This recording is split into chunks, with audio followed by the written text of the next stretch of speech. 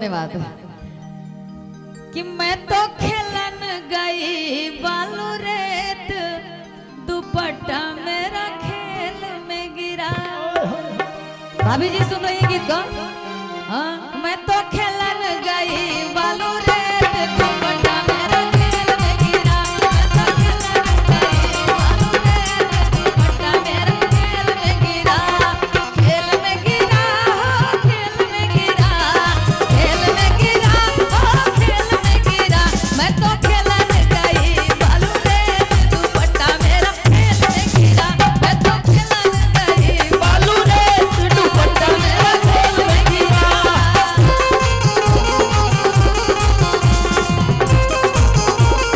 क्या बात है?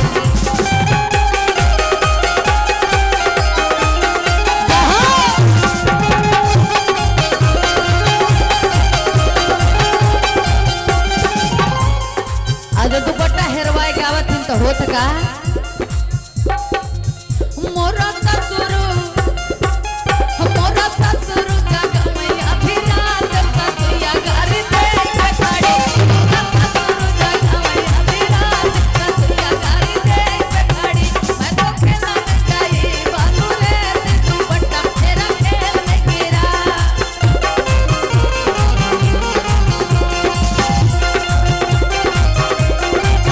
क्या बात है?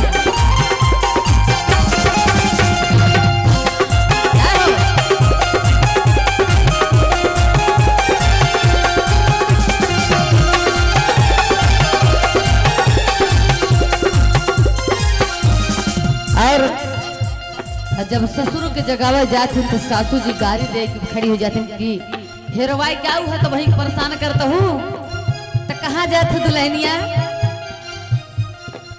हो मोरा जेठवा, हाँ हाँ जेठवा जगवैया धीरात। हो मोरा जेठवा जगवैया धीरात जेठनिया गाड़ी दे के खड़ी।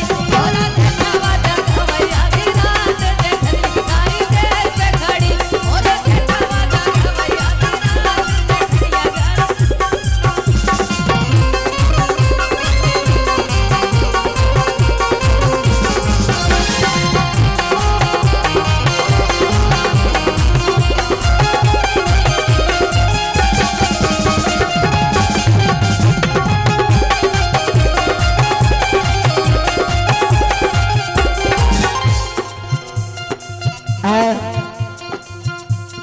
वो दुल्हन के बड़ी दुखदाई कहानी रही के ऊपर सुनत ना है कहे से भाई गलती के काई है। भाभी जी सुनत है गाना क्या है?